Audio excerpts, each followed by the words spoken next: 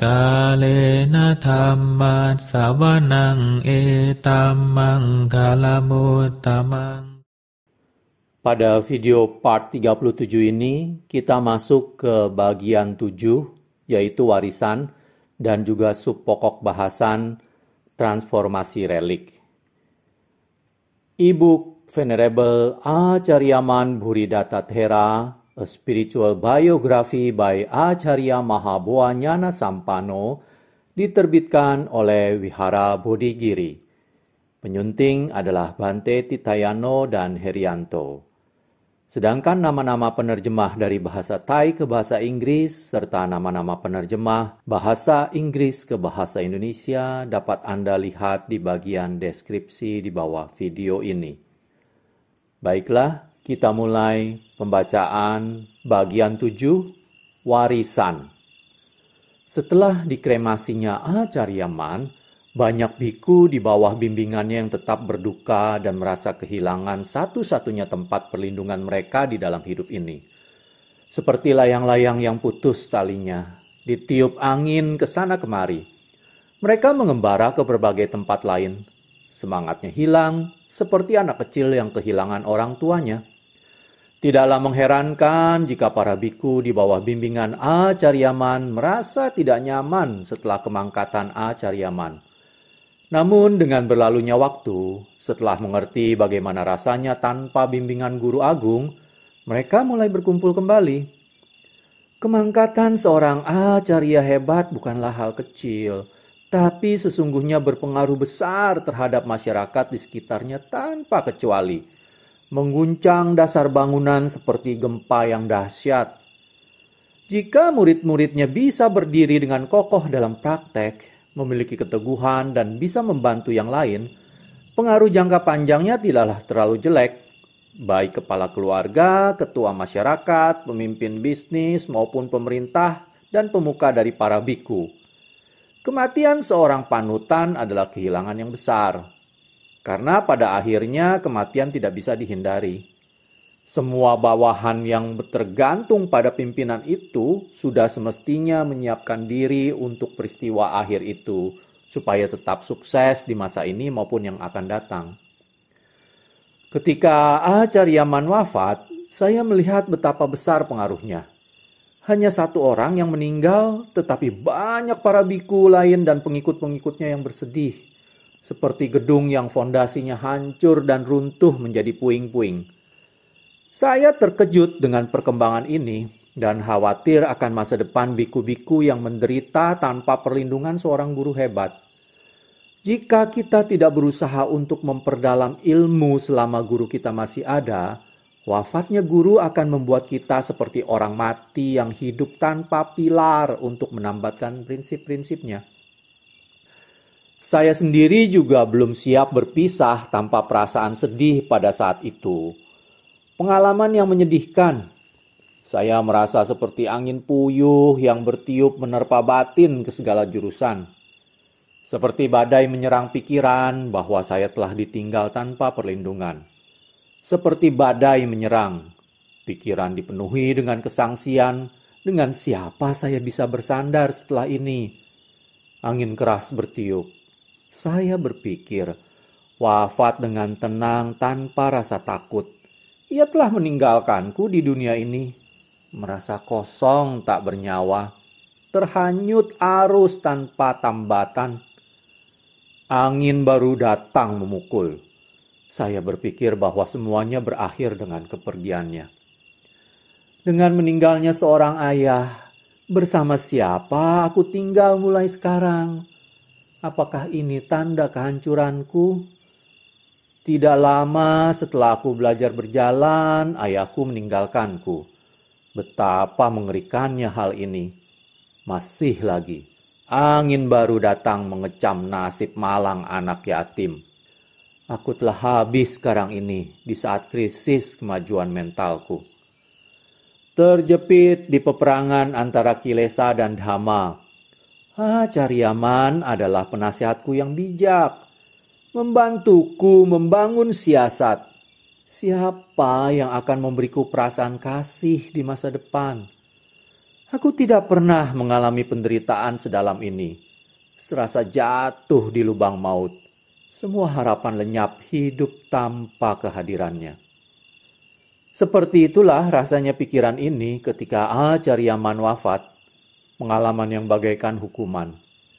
Sejak saat itu, aku enggan untuk bertemu dengan para biku lain yang menghadapi kesulitan sama karena kurangnya prinsip dasar untuk berdiri sendiri.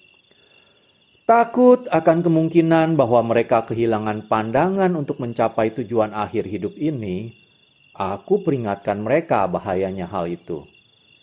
Apakah mereka harus menunggu sampai matahari terbenam sebelum mencari tempat berlindung yang aman?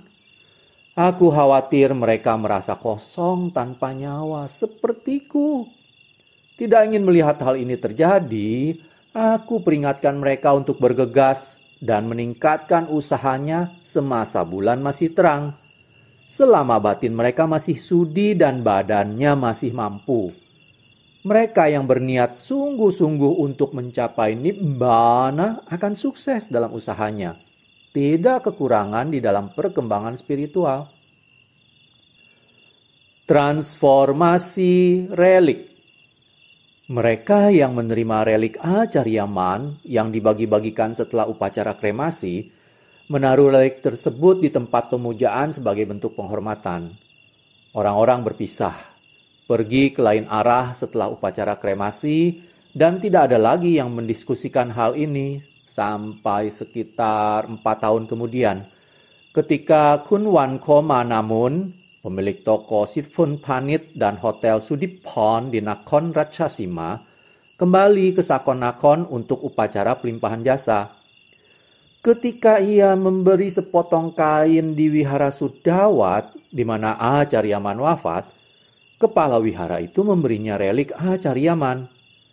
Setelah sampai di rumah, ia menentukan untuk meletakkan relik itu di tempat pemujaan, di mana ia juga menaruh relik Acharyaman yang ia terima 4 tahun sebelumnya.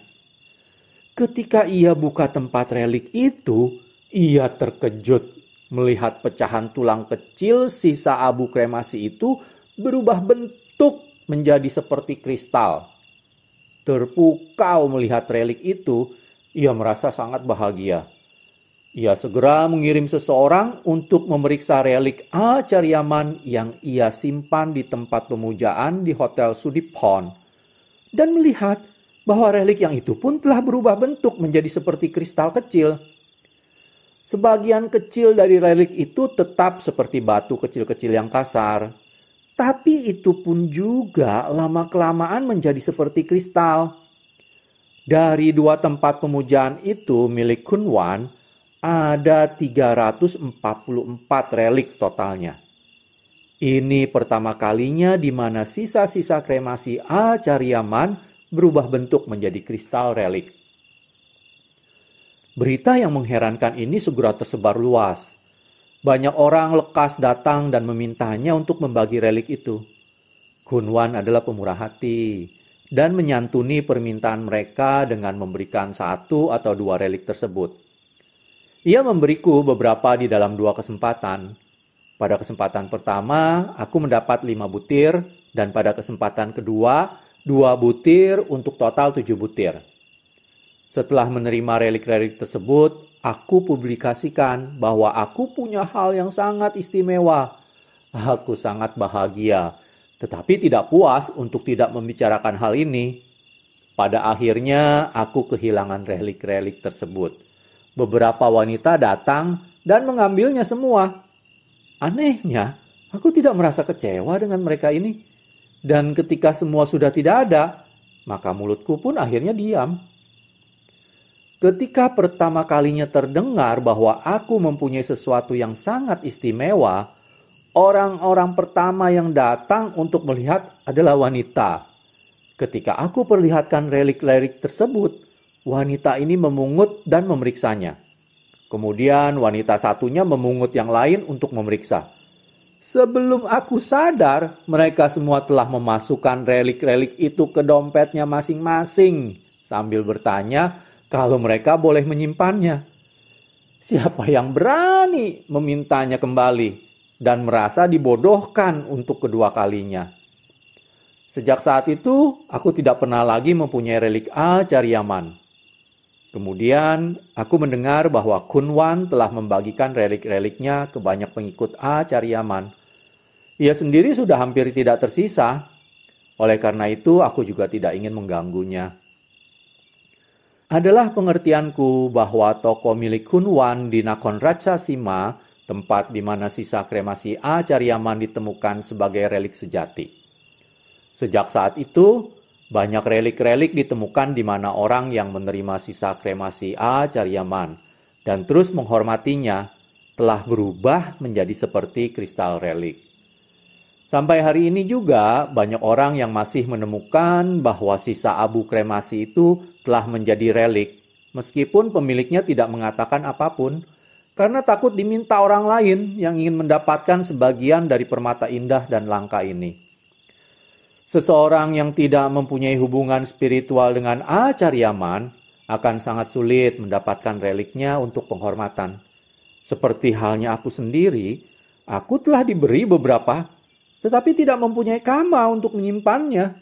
Aku harus memberikan ke orang lain yang akan menyimpannya. Relik Acharyaman mempunyai banyak kualitas yang aneh dan mengagumkan. Salah satu orang yang mempunyai reliknya bersungguh-sungguh ingin supaya 2 relik miliknya itu menjadi 3 sebagai simbol 3 permata, Buddha, Dhamma, dan Sangha. Dan segera setelah itu, relik ketiga muncul. Ada yang lain lagi dengan 2 butir relik juga menginginkan hal yang sama, tetapi 2 butir relik itu menjadi 1, membuatnya kecewa. Orang ini bercerita padaku dan meminta saran. Aku jelaskan bahwa seseorang punya 3 butir relik Acharyaman atau hanya 1 saja, ataupun hanya tetap berbentuk sisa abu kremasi yang masih harus berubah, tetap saja masih merupakan relik Acharyaman. Oleh karena itu, janganlah kecewa ketika 2 buah relik itu menjadi 1. Karena ini pun juga merupakan hal yang menakjubkan. Bahkan rambut-rambut dari kepala Acharyaman yang dari hasil cukur Acharyaman tiap bulan yang sekarang itu dikumpulkan dan disimpan untuk pemujaan oleh banyak orang telah berubah bentuk seperti halnya abu sisa kremasi itu. Hasilnya adalah sama seperti halnya sisa abu kremasi, kedua-duanya menjadi relik. Orang-orang yang mempunyai relik sejati Acharyaman menghormatinya dengan tulus tanpa gembar-gembor. Tetapi jika ada yang bertanya penuh ragu-ragu kalau sisa abu kremasi tersebut menjadi relik, mereka akan menjawab dengan tegas bahwa sisa abu kremasi Acharyaman memang telah menjadi relik sejati. Kemudian jika ditanya kalau mereka memiliki relik-relik itu, mereka hanya tersenyum dan berkata kalau mereka hanya mempunyai sedikit sekali dan tidak bisa dibagi-bagikan, mencegah orang untuk meminta. Oleh karena itu, sangatlah sulit untuk mencari tahu siapa yang mempunyai relik Acharyaman. Meskipun ketika mereka ditanya oleh biku yang sangat mereka segani, mereka akan memberi jawaban yang sangat kabur dan tidak jelas. Maka itu kita harus bersimpati dengan mereka yang menghormati dan menjadikan relik Acharyaman benda mereka yang sangat berharga. Semasa hidup ketika menjadi guru, Acharyaman adalah orang yang sangat berpengaruh di masyarakat. Ia mempunyai cara ampuh untuk meringankan beban dan rasa khawatir yang dirasakan pengikutnya. Banyak orang telah bercerita panjang lebar contoh-contoh di mana mereka ingin sekali berbuat jahat, atau pikirannya risau, ataupun merasa benci dan dendam untuk membunuh seseorang. Hanya dengan mengingat Acharyaman, maka semua niat buruk itu hilang seketika. Seperti baknya Acharyaman memadamkan nafsu-nafsu yang membakar batin mereka dengan air sejuk. Mereka menyadari kesalahpahaman. Pikiran-pikiran buruk yang berbahaya itu pun lenyap. Perasaan lega membuat mereka ingin menuruti perkataan Acharyaman saat itu juga. Banyak pengikut-pengikutnya yang telah membuktikan hal ini dan banyak kasus di mana mereka telah membangkitkan niat positif untuk mengingat Acharyaman untuk menghadapi niat buruk mereka. Banyak biku juga yang telah menggunakan keyakinan mereka pada Acharyaman untuk menahan diri sesuai dengan panggilan spiritual mereka. Semasa hidupnya, Acharyaman melatih banyak orang tak terhingga jumlahnya untuk menjadi orang baik dan bijak. Paling tidak 40 tahun hidupnya sebagai seorang biku telah dipakai untuk melatih dan membina biku lain dan orang awam dari segala penjuru negara. Pikir saja, berapa banyak biku dan berapa banyak orang awam yang telah belajar dengan Acharyaman selama 40 tahun itu. Kalau kita hanya menghitung para biku, mereka yang telah terampil dalam bermeditasi dan hidup benar sudah banyak sekali. Banyak para biku ini sudah menjadi Acharya juga, melatih pengikut mereka untuk mengembangkan prinsip dasar. Semua ini adalah hasil dari usaha Acharyaman untuk berbagi ilmu dan pengertian kepada yang lain. Tanpa bimbingannya, mereka tidak akan bisa menemukan jalan yang benar. Tanpa berbicara bagaimana ia mengajar mereka untuk menjalankan Dhamma. Tugas untuk membangun dasar yang kuat untuk pengembangan spiritual menurut kebenaran dan kepantasan adalah tugas yang sangatlah penting dan sulit. Jauh lebih sulit dari tugas-tugas sulit lain yang pernah kita kerjakan. Tugas pengembangan spiritual, seperti pekerjaan lain, mengikuti batin kita. Kenyataannya, dasar penting atas semua yang kita lakukan sebetulnya bisa kita temukan di batin kita. Pikiran kita ini penghasut dan juga pemimpin dari semua hal yang menyangkut baik dan buruk, benar atau salah. Menjadi wasit dan pengarah di semua urusan moralitas. Dengan lebih banyak kita belajar mengenal diri sendiri dan hal-hal yang baik, buruk, benar dan salah. Semakin siap ia untuk selalu tenang, tentram, dan bahagia. Kita yang tahu sejauh mana pengetahuan Acharyaman di dalam hal ini, merasa mempunyai kewajiban untuk menunjukkan rasa hormat. Semasa hidupnya, kita selalu diingatkan sedalam apa pengertiannya. Dan meskipun ia sekarang sudah tidak bersama kita tidak akan melupakan hal ini. Kita akan selalu mengingatnya dengan rasa terima kasih yang dalam dan tak terhingga. Acharyaman adalah guru cakap kaliber tinggi dalam pengembangan spiritual seseorang. Mengembangkan dasar-dasar kehidupan di dunia ini. Seseorang yang mengenal Dhamma tidak akan menderita. Kita juga yakin mengatakan bahwa semua yang mengenal Dhamma dengan utuh tidak akan menderita. Semuanya ini akan membawa manfaat. Dunia di mana kemajuan spiritual sejalan dengan kemajuan materi adalah dunia yang maju di mana orang-orangnya akan hidup tentram dan bahagia. Ketika segi materi maju dengan mengorbankan segi spiritual, maka batin orang akan selamanya berkobar-kobar. Dan dunia ini akan selalu mengalami percekcokan, penindasan, pemerasan, dan korupsi besar. Kemajuan ini sama halnya dengan cengkeraman api neraka. Jika kamu ingin tahu seperti apa cengkeraman api neraka, hanyalah perlu untuk melihat dunia yang tanpa kemajuan spiritual. Dunia yang tercemar oleh batin kotor. Ketika batin tidak diperhatikan, maka tindakannya akan jahat, tidak bermoral, menjengkelkan, dan menyerang. Tidak ada hal yang menyenangkan atau memujikan dapat ditemukan di dunia yang penuh ketidakpantasan. Dengan mengerti hal ini, orang yang pandai akan menekankan kemajuan spiritual di atas segalanya.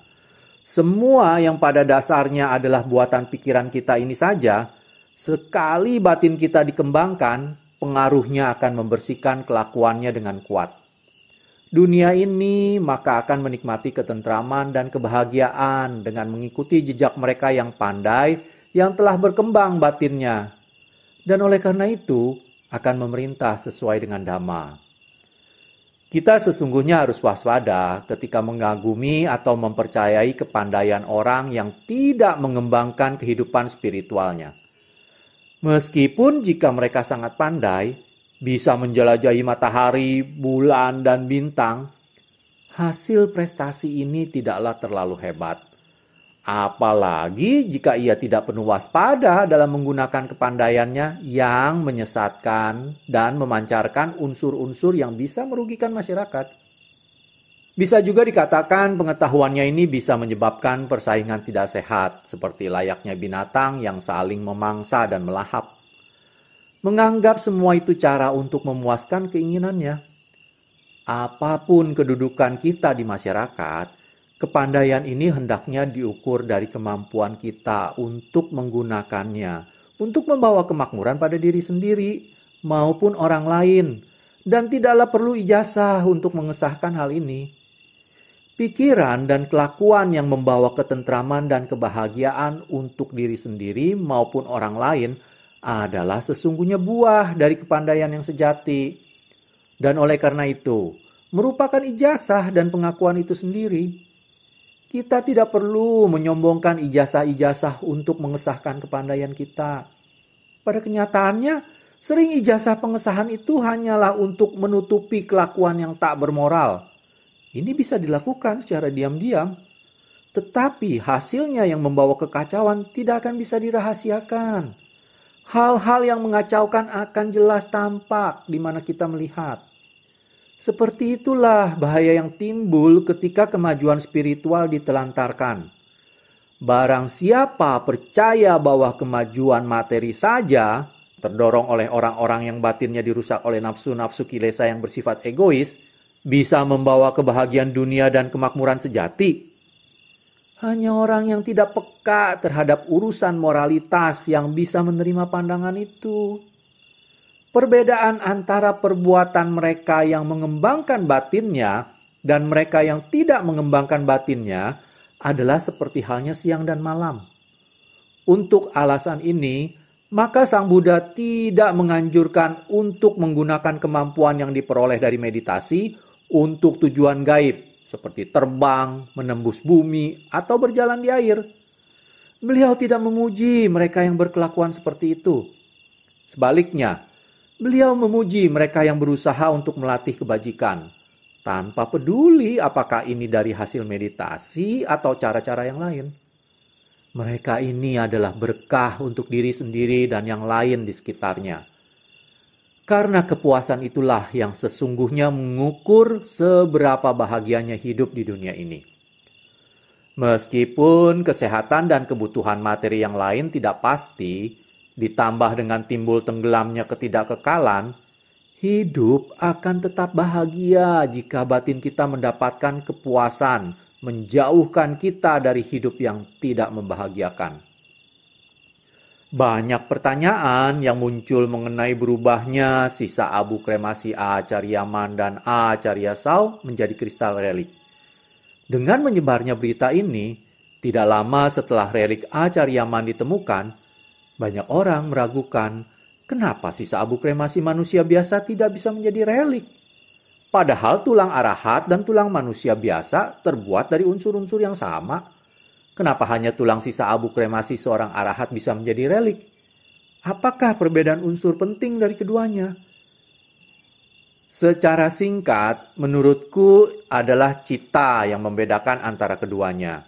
Meskipun cita dimiliki semua makhluk hidup, tapi sesungguhnya beda di kemampuan dan kualitasnya antara satu dan yang lain. Cita seorang arahat disebut sebagai Arya Cita, yang berarti murni. Sedangkan cita orang biasa juga merupakan cita yang biasa, yang berarti tercemar oleh kilesa. Tetapi pada dasarnya, cita, tuan dan penentu utama, mempunyai pengaruh kuat yang menentukan kondisi tubuh kita di mana cita itu berdiam. Seperti contoh, cita murni seorang arahat mempunyai kemampuan untuk membersihkan tubuhnya, memurnikannya pula sehingga tulang sisa abu kremasi itu berubah menjadi relik. Sedangkan tubuh manusia biasa yang terdiri dari unsur-unsur yang sama, tetapi cita atau tuan dan pemilik tubuh itu masih dipenuhi dengan kilesa, tidak mempunyai kemampuan untuk membersihkan dan memurnikan unsur-unsur badannya. Karena unsur tubuh tidak dimurnikan, maka ketika badan orang biasa dikremasi, tulang sisa abu kremasi ini tidak bisa berubah.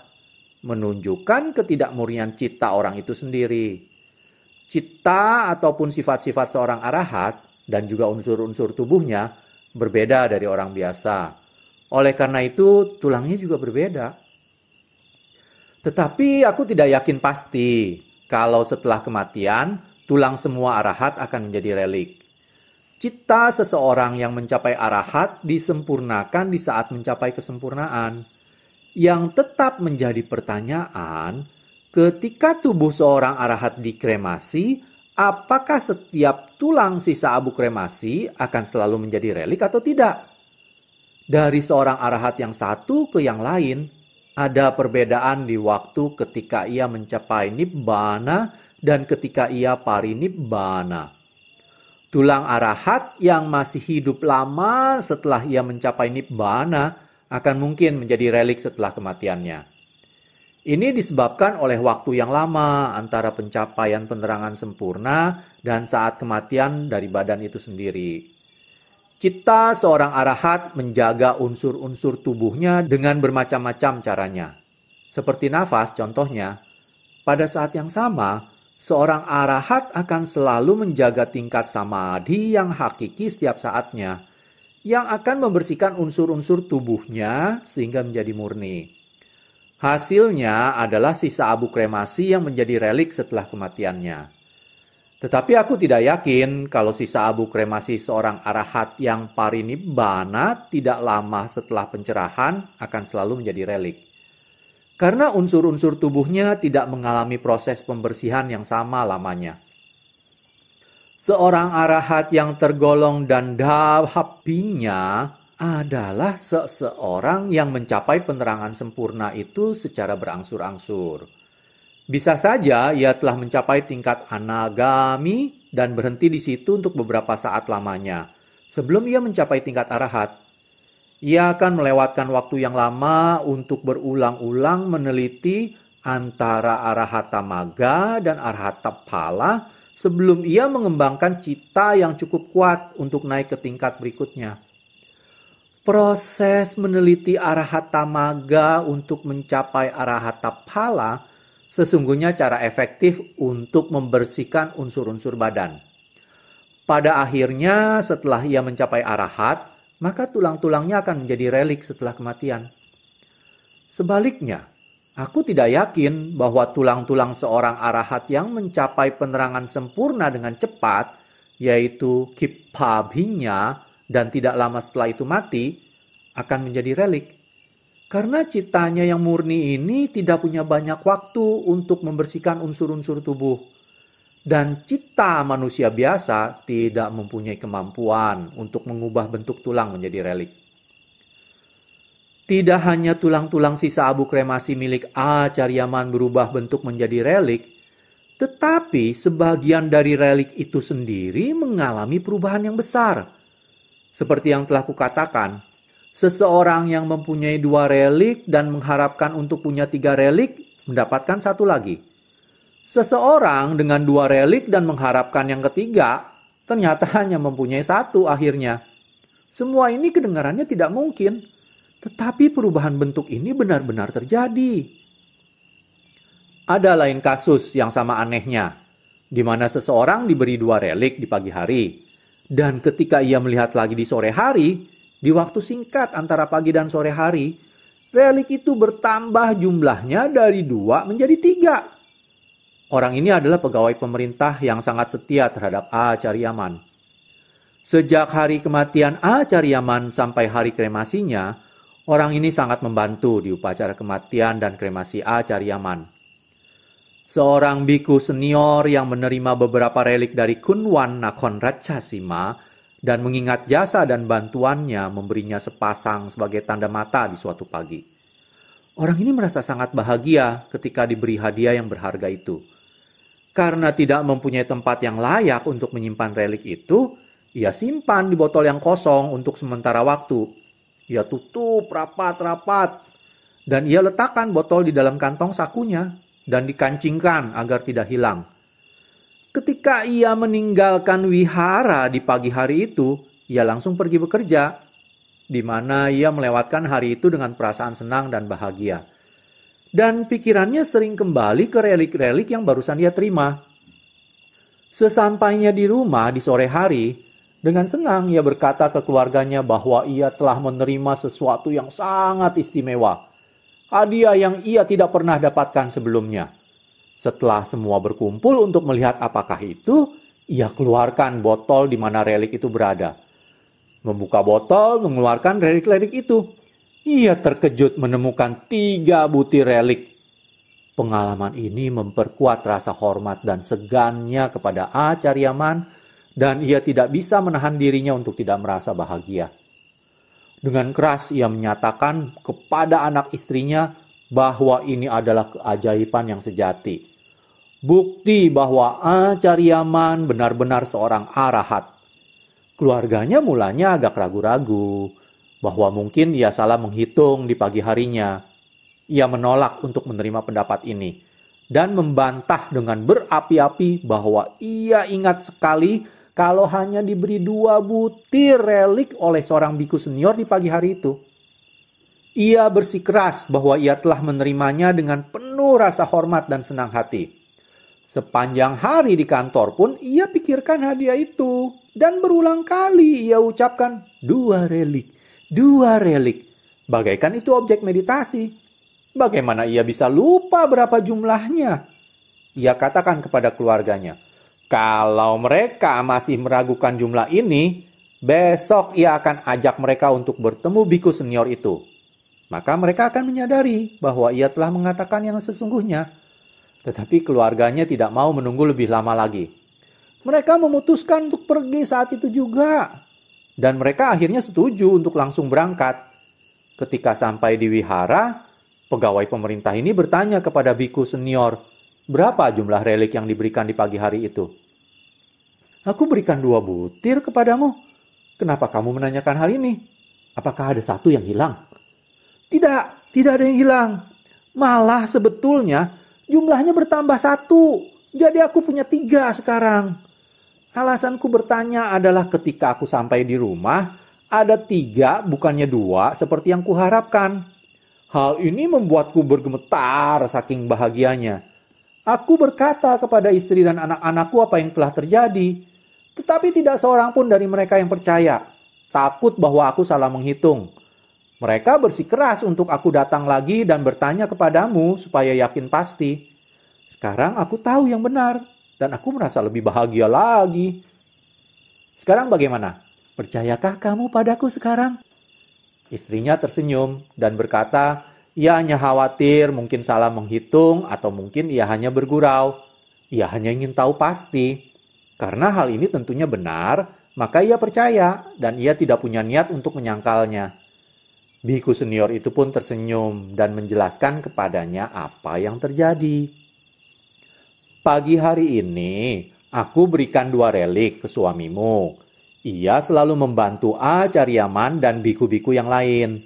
Ia memberi bantuan yang tak terhingga sejak kematian Acaryaman sampai setelah upacara kremasi selesai. Aku tidak pernah melupakan hal ini. Jadi ketika aku diberi beberapa relik oleh Kunwan dari Nakhon Ratchasima, aku berikan sebagian untuk suamimu sebagai cenderamata, karena sulit sekali untuk mendapatkannya sekarang. Acaryaman adalah orang pertama yang kujumpai yang tulang sisa abu kremasinya berubah menjadi relik. Meskipun hal ini disebutkan di naskah kuno, aku tidak pernah melihatnya dengan mata kepalaku sendiri.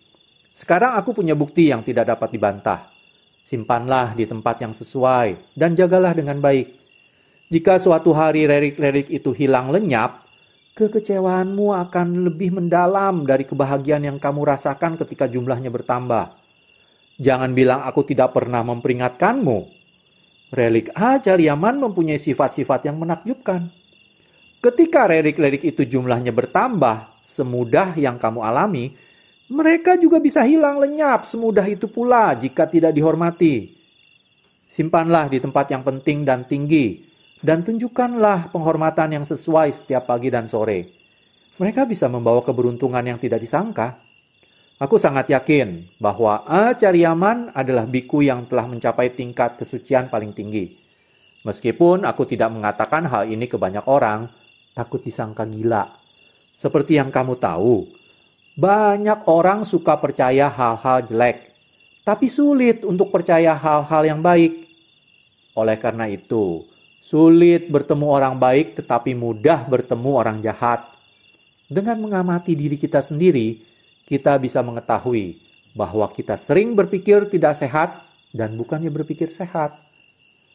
Ketika biku senior itu selesai berbicara, pegawai pemerintah dan istrinya itu pergi dengan rasa hormat dan pulang ke rumah dengan perasaan yang sangat bahagia. Aku telah menyebutkan hal-hal yang ganjil dan sifat-sifat relik Acharyaman yang menakjubkan ini dengan harapan supaya pembaca merenungkan apa yang menyebabkan bagaimana terjadinya fenomena itu. Mereka yang mencari bukti-bukti ilmiah akan sulit mendapatkan penjelasan. Karena hal-hal itu adalah mustahil bagi mereka yang penuh kilesa. Mereka tidak akan menemukan bukti-bukti yang menjelaskan. Perbedaan antara unsur-unsur tubuh seorang arahat dan orang-orang biasa bisa dilihat dari sisa abu kremasi. Bahwa tulang seorang arahat bisa menjadi relik sejati. Unsur-unsur tubuh orang yang dipenuhi dengan kilesa, meski sisa abu kremasi jutaan orang-orang tersebut tidak akan menghasilkan hal yang sama. Dengan ini jelas bahwa seorang arahat yang masih hidup adalah seseorang yang sangat berbeda dan tidak bisa dibandingkan dengan orang biasa seperti kita. Dengan batin yang murni, ia menonjol dengan cara yang mengagumkan. Pencapaiannya adalah hal yang sebaiknya dihormati dan dipuja oleh semua orang di dunia. Kalena dhamma savanang etammang kalamutamang